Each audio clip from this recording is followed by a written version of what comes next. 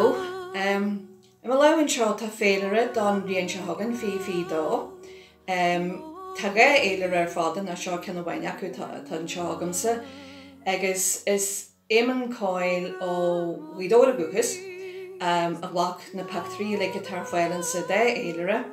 Tá réircan na Ellen le Fhearraigh leantu agus tá si de ard chaidan tá si intar fáil fad agus leis an tógra seo for éban codú ó riaman ó Ciaran agus daran magaí agus mar dúirt ma tána pactrí tefa se bhiad nar cheannaigh sibh an Feilire seo tá si galant fad agus amníonna tá béim faoi lei am ra na héan agus tá déirtí tehacht a steirú bhfuil fásta luaite san Feilire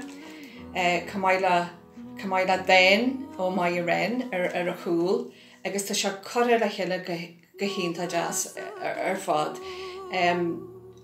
Tá targad a galachan sochor dá intabas Peter McVerry sin dá bhaoine atá ganjíjan agus bú go mór takeid a chuirt an intabas seo.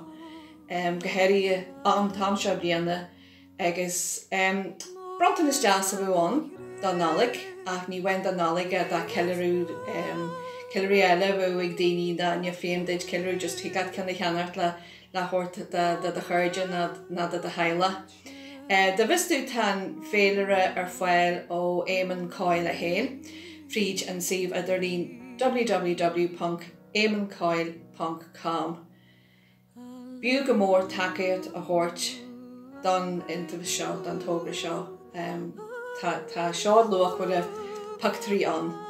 Hiaglaat Beidir a chur ar dhála ní tan bhíon thart. A ríist tuairí takeíocht dó gur maige.